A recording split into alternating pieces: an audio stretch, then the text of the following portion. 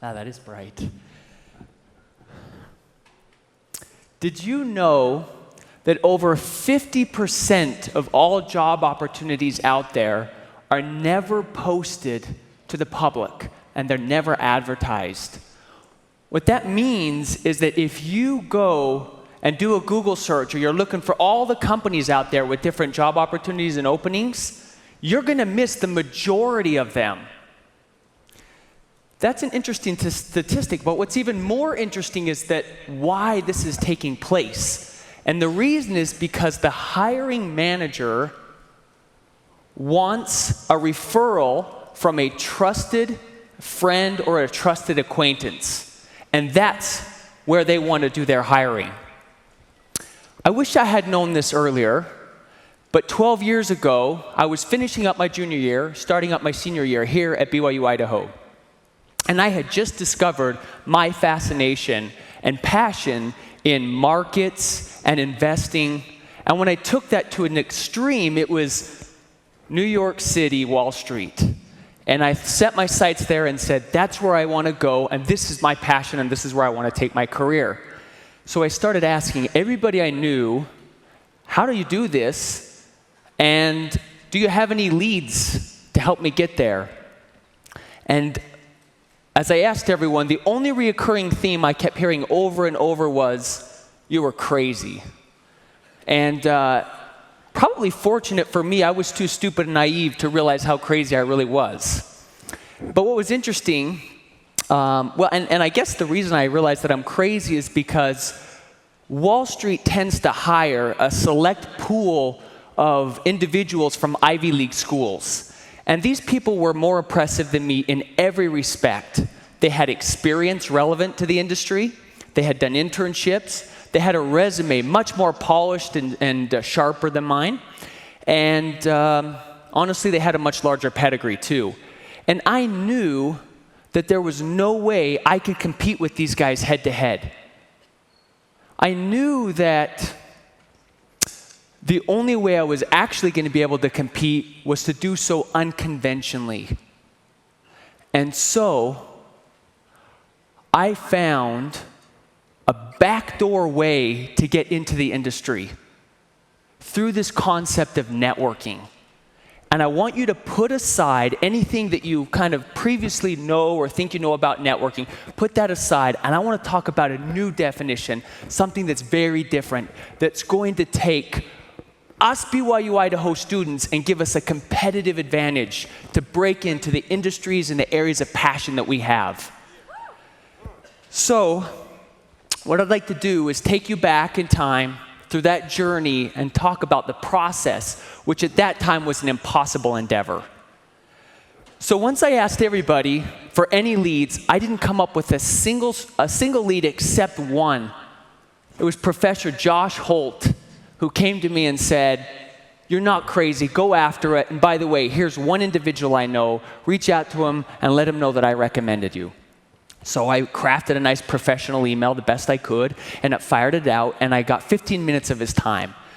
Well, what was interesting is I was naive, and I thought I was going to get on this call and talk to him, and he was going to show me or refer me to some job opportunities. I thought that's what networking was.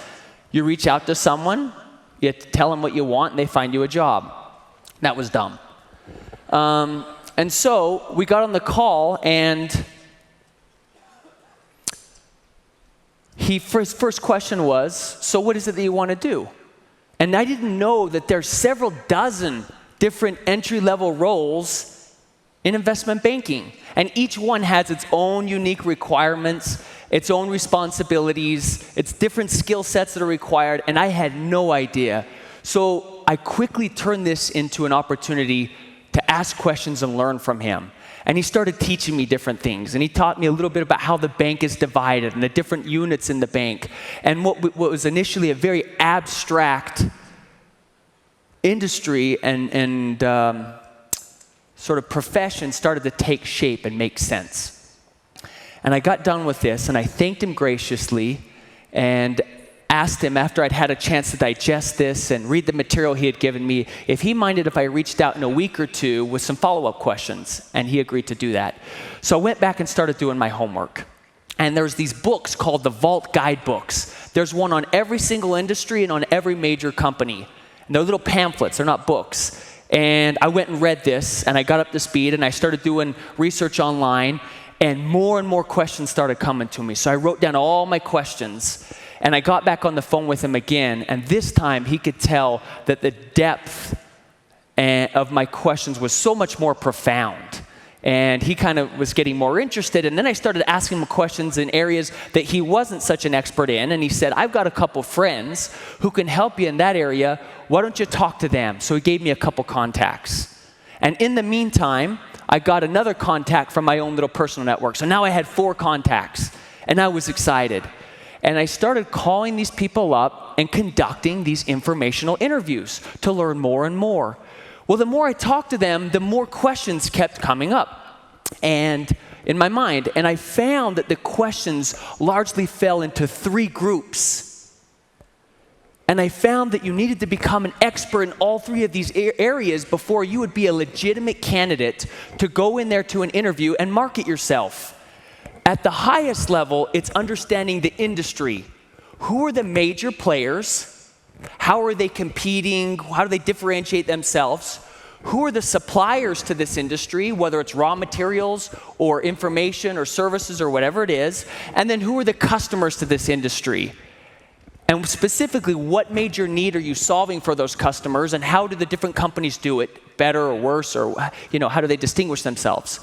After that, the next level of questions was more at the organizational level. So this is understanding, for me, for example, how does the bank divide itself, and what do they specialize in, and getting everything I could about the organization. And then at the lowest level was the role-specific questions. What does a day in the life look like? What kind of unique skills are they looking for this particular role? And understanding all those things to set yourself up for success in the interview. So I went through and started making sure that I covered my grounds in these 3 areas with these 4 contacts. Well, what was interesting is that as I learned, I was finding that there is about 30 hours of content of information that has to be downloaded to you about an industry before you really become an expert. And this is stuff that's independent of all the stuff you're going to get online. And doing short 30-minute informational interviews, you get closer and closer and closer to hitting that status of expert. So every day around noon, or I had a kind of an early afternoon class in the Hinckley building, I would beat it downstairs in the basement. There was always this empty classroom, and I would close the door, and I would spend 3 hours every single day doing my own personal networking. I was sending emails to the contacts, thank you emails, conducting on the phone, and various different things as I was kind of trying to set the stage. And what was interesting is that over the next 3 months, I took my 4 contacts and I exploded that closer to 50 different people that I was all trying to manage and contact and learn from. And I also found out that by the end of October, which is about where I was the very drop-dead hiring date for full-time offers the next year. And I was a senior at this point, so I was at the very end of when it was going to be too late. So I started asking my contacts, look, I get it. I'm so prepared. I really feel like I understand this. I know I fit in this industry. What do I need to do to break in? And their comments were, you need to get out here and talk to people face to face. So I was petrified. And you just got to imagine for a second, put yourself in my shoes where you're saying, go out and talk to these type A, red, power-hungry executives on Wall Street, and I'm a BYU, Idaho, pretty inexperienced individual, and I knew that I was going against Ivy League students. So it was very intimidating, but before I could get myself worked up, I just bought a ticket. And I bought a ticket, and I went out there for 4 days, and I had to miss classes and everything. And I got there late Saturday and woke up early Sunday and got to church before anybody else. And as people started coming in, I went to the elders and said, hey, can you point to me everybody here that works on Wall Street?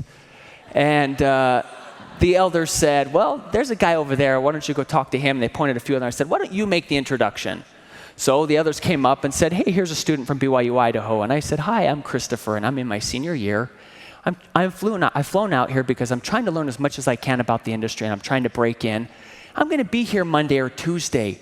Do you have 15 minutes I could come to your office and talk to you, learn more about what you do, and just pick your brain? And he accepted. And I said, well, thank you, but I want to make the most of my time while I'm here. Do you know anybody else around here I should be talking to? And he said, yeah, go talk to Brent over there. Thank you, I will. So I go to Brent and say, Brent, John recommended and said I had to come talk to you. My name is Christopher, and I'm a student from BYU, Idaho, and I went through the spiel again. I got a couple of those in before church started. Then between the first and second block, I hit a few more people. And second, third, I hit a few more people. And then church was done, and I had a few contacts I was going to go visit.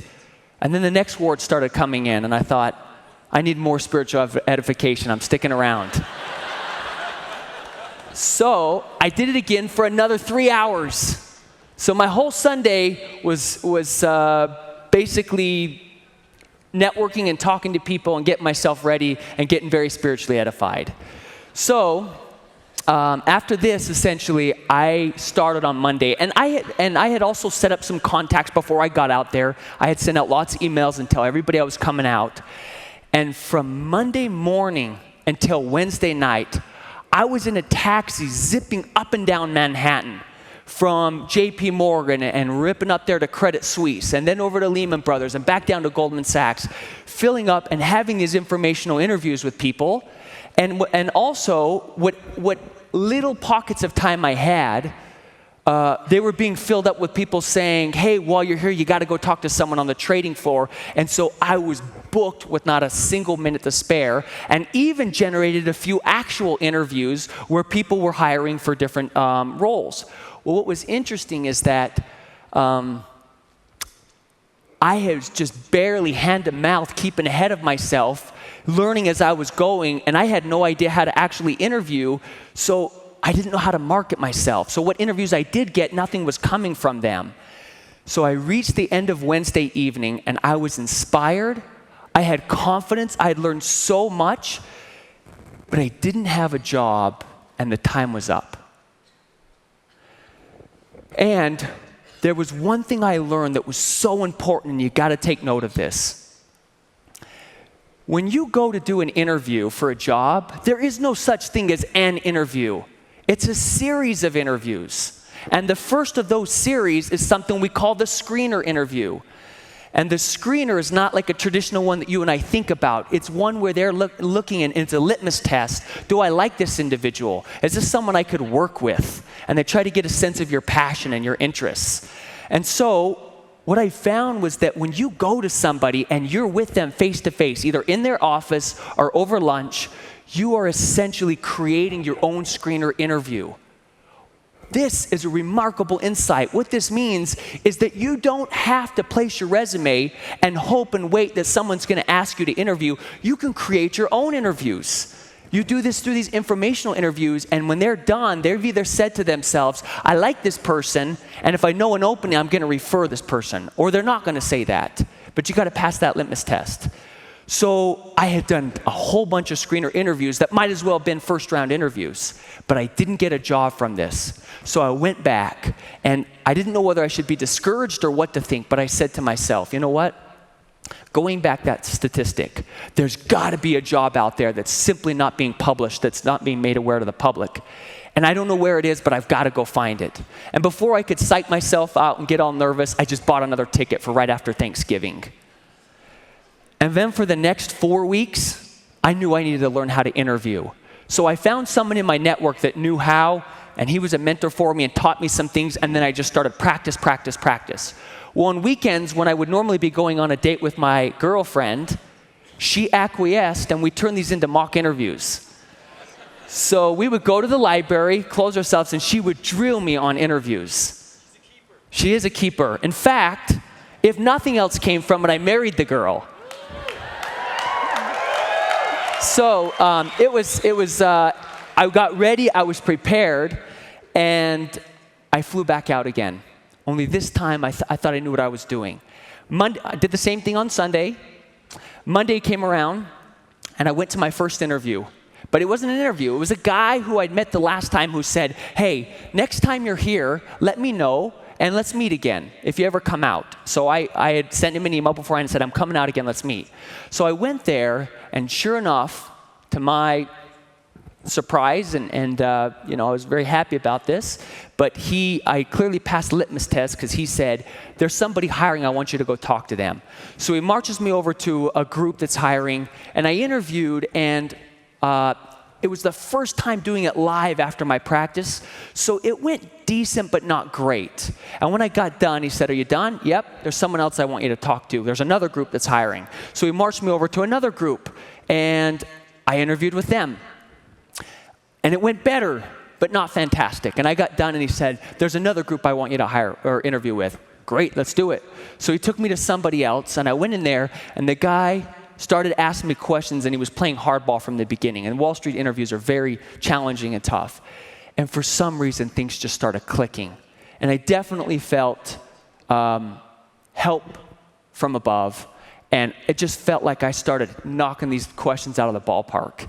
And one after the other, I felt so prepared because of all those interviews and that information I'd taken and digested. And this guy couldn't stump me, and I was selling myself hard. And I could see he started sitting back in his chair, and he started getting this smile on his face. The corner of his lips were curling up, and I could tell it was doing good because he was intrigued. And at the end of this, we get done, and he says, hang tight, I want you to talk to someone else. So we bring someone else in the room, and this individual then goes to interview me for an hour. Again, very difficult questions, and I felt like everything was just dynamite. And when he got done, he said, there's someone else I want you to talk to. And then another one, and another one, and another one.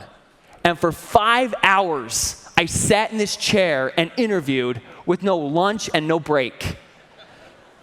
And when they got done, they said, thank you very much. We got to talk, and we'll get back to you shortly. And I left. The next day was Morgan Stanley. And I got to Morgan Stanley, and I didn't know if it was going to be an interview or what, but somebody brought me in, and we started talking. And they brought in another person, and 3.5 hours, they finally let me go. And that went really well as well. And then the next day I was up at JP Morgan, and so I was doing all these interviews, and it just felt like the blessings were coming and things were coming together, and I was so excited about this. And Wednesday night came, and what was interesting was that, I'll just tell you as a side note, I quickly found that Wall Street is driven by greed. And so I used this against them. And anytime somebody would say, so are you talking to anyone else while you're here? I'd say, oh yeah, I was at Credit Suisse for 5 hours, and I went and talked to Morgan Stanley for 3.5 hours, and I got a couple other interviews, and you could just see the value of your stock like shooting up. And then of course they said, well, hold on, we want to talk to you too. We've got some great opportunities. And before I knew it, they started selling me on the bank, and I thought, oh, this is a good position to be in. So Wednesday, I am flying back to Salt Lake City. It's late in the evening, and I have no idea what's going to happen. And I know at this point, I really am out of time. And I get on the shuttle, and I'm booking it back to Rexburg, Idaho. And 15 minutes outside, I get a phone call. And I pick it up. Hello? Hi, this is the gang from Credit Suisse. We've talked. We really like your grasp of the industry, your knowledge, and how you're going to fit in our organization, and we want you to come join us next spring. And I couldn't tell you the feeling of just triumph, of like, holy cow, this was supposed to be impossible. What just happened? And I sat there kind of speechless. Hello? Yeah, I'm here. This is great. I'll get back to you. Thank you so much.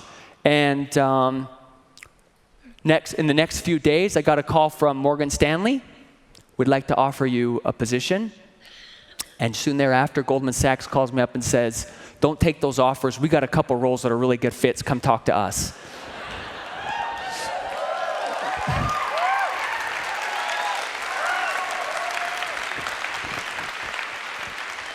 So in the end, I ended up taking the role with Credit Suisse, and I was really excited about this.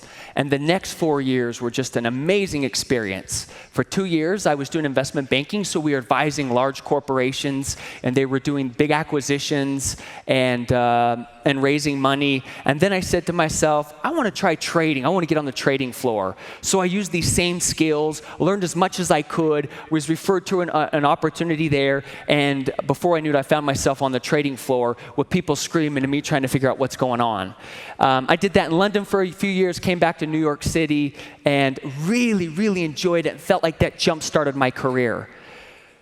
Then I said to myself, I want to shift gears. I want to go in the corporate setting. I want to go work in a place where I can work with groups of people and create value and work in teams, but I need leadership training. Where am I going to get that?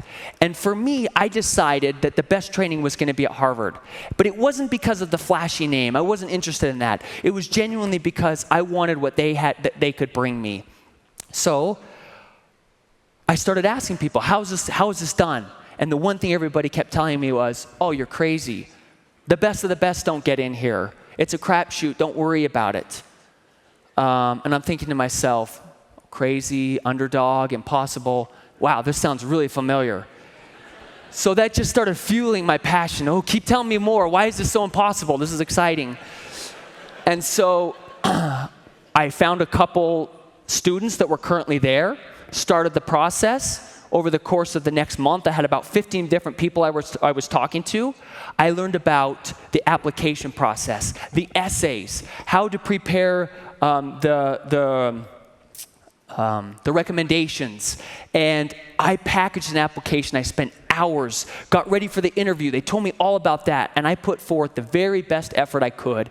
And when I got in that interview, I was so prepared that it went amazing, and then I was accepted, and it was just like, wow, this process is working. There's something to this weird informational interview networking process that I've learned that is actually working. And after that, I joined the company I'm currently at. It's in the packaging industry. I joined it for kind of interesting reasons, but I love it here. And I've been in 5 different roles over the last 5 years, and every single role has been through this process. Never once have I gone and looked at the job board and put together my resume and tried to get through the front door. I've always gone through the back door. What does this mean for you? What I'm trying to say is this. You can go get your dream job and chase your passion if you learn how to do it properly. Networking is not what most of us think it is. If you go and you Google it and you try to figure out and you look at the definition, it's going to say something along the lines of leveraging your personal and business contacts to create a steady stream of job opportunities. Okay, that's great if I'm an executive and I've got this big extensive network over decades and I leverage them when I want a job opportunity. That's what I think of as more of the farming approach to networking. But for you and me, it's different. We need the hunting approach. We need to be able to generate contacts quickly that we've never met before in a new industry, and we need to find a way to break in that way. And so this is how I like to think of networking as the hunting approach, is this. Networking is using informational interviews to gain knowledge and expertise and identify opportunities that you can be referred to. I want to repeat that one more time. Networking is using informational interviews to gain knowledge and to be referred to opportunities. Now, many of you students are going to get excited and get out there and run out and doing it, and that's exactly what I would encourage you to do. However, after mentoring several dozen students, I've seen a lot of the same common mistakes and pitfalls. And so I have some quick best practices that I'm going to rip through quickly, but I'm going to post it online. I'm not going to spend a lot of time on this, but I'll post it there so you can get it later. But just know this, the idea here is I want to make sure you don't sink the ship even before you've left the dock. So let's go through these very quickly.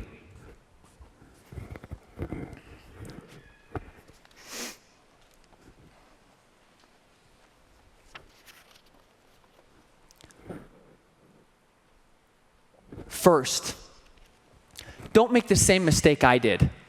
When you get on that first call, at least have done your basic homework and understanding everything that you could get online and everything that you can kind of glean from the internet. Second, professionals are busy. When they get that first email from you, they acknowledge it. They might even be interested, but they set it aside for when they have more time. And you've always got to send a follow-up email because they forget. I always expect to send 2 emails when I send them out, and when I receive them, I always forget about the first one. Third, these are the major elements that when you send out that email, when you're trying to set up the informational interview. The only thing I want to talk about is the second one. What are you trying to achieve? You can't ask for a job. You don't get on the phone and ask for it. So what are you trying to achieve? What you're trying to do is set up time to learn about how to break into the industry or learn about the organization or whatever it is. But just know what it is that you're trying to achieve when you send out that email. Fourth, this goes without saying. However, and this will sink your ship faster than anything else. One thing I like to do is I like to get my wife or somebody to quickly read my email before I send it out, just to make sure that what I'm communicating is what's actually being received. And more often than not, she'll find a sentence, hey, you might consider rephrasing this. It's not coming across the way you think. 5, these are the objectives of informational interviews. And what's interesting is as the relationship develops, you're going to migrate from the first one to the second one to the third one. There's a natural progression. So at first, it's to gain knowledge. Then you start moving to trying to get more contacts. And only then can you start talking about opportunities and asking them if they're aware of any of those and maybe how is the best way for you to apply to those. And the idea that you hope is that they'll refer you into those. You're never calling people just once. So you need to make sure that you don't wear out your welcome. Keep your informational interviews to 30 minutes or less. And even when they're saying, no, I got more time, let's keep talking. Nope, I'd love to continue discussion another time, but I want to be respectful of your time. You always need to have these 2 answers thoroughly thought out in your mind. And because you're always going to get these questions, don't wait to get them. Just start the discussion with this and let them know, to tell them about your background and lead it up in a logical sort of way that kind of ties and connects to why you're interested in what you are. And that's how I start every informational interview when I'm talking for the first time. You kind of want to break the ice when you're having subsequent emails after the first one. And so you're looking for little chit-chat points, whether they're sports and they've brought up something that they're interested in there, or they went on a business trip. And so I'm always looking for little points that I can use on subsequent emails to kind of break the ice first before I get into the meat of the email. We covered this. Face-to-face interviews are screener interviews. It's a beautiful insight. The very best way to break into an industry is through internships, and the reason is because the cost of them to getting a wrong hire is too expensive, and they can't take that risk. So internships allow them to sample you, to try you out, so they don't make the mistake in getting someone that they don't want. I was the exception. I got in there without an internship, but that generally doesn't happen, so don't plan on that. So think of this as the best way to get an internship that's way above anything that you feel that you're capable of, but an internship is a way to de-risk yourself. After every single conversation, you've got to fire one of these away immediately. You don't want people to feel like every time you come to them, it's because you will have a favor. So, as I'm hitting major milestones in my process, I keep my network updated. Everyone that I've been having these informational interviews with, and I let them know how progress is going, and they like that, and they start to feel like it's a mentorship, that they're helping me, and they become interested in the outcome. That's a good situation to be in. You do not have to know your passion before you start networking. So let me be clear on this. Freshmen, a lot of you have no idea what you want to do. That's precisely why you're going to start informational interviews. For you, it's going to be about, hey, this is an area that might be interesting. Let me see if I can start talking to people and find out if this is where my passion is. Sophomores and juniors, you're starting to confirm your interests. You're starting to really solidify that, and you're setting yourself up for the internship now. And seniors, you've already had an internship, and you're doing it now to land the full-time job. Last is this. If you place your resume and you give it to somebody, and you've worked hours on it, and you know it's a great resume, and you put it in their hands, you've essentially taken your destiny and put it in somebody else's hands. And you're hoping that this turns into a job interview, and hope is not a good strategy. So what my advice here is, put your destiny in your own hands and go create your own interview. A face-to-face interview is the screener interview, and you've got to go through the screener before you get to the second round.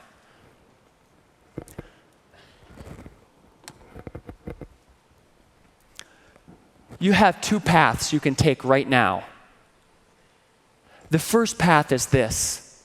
You wait till you're a senior and you got 2 to 3 months left before it's all over, and you're just starting the process, and you realize that there's not near enough time, and you're out of time, and debt bills are coming, and you got to provide for a family, and so you settle on a job.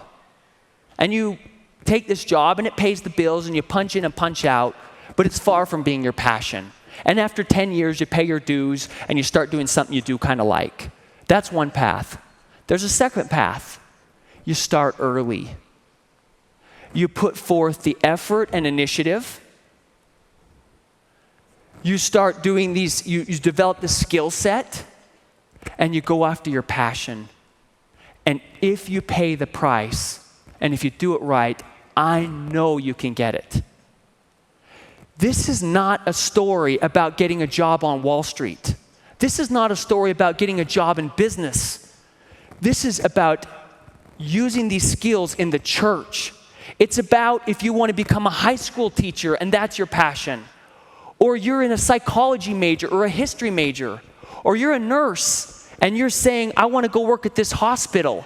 And you use this to learn about that hospital and to learn about the different opportunities and the different areas within the hospital that you might practice. These are skills that you will use for the rest of your life. And I started at one point realizing that I was at a major disadvantage from my Ivy League peers. And what I found was that BYU Idaho equipped me with the ability to learn how to do this, and they turned it into a competitive advantage. And it served me over and over.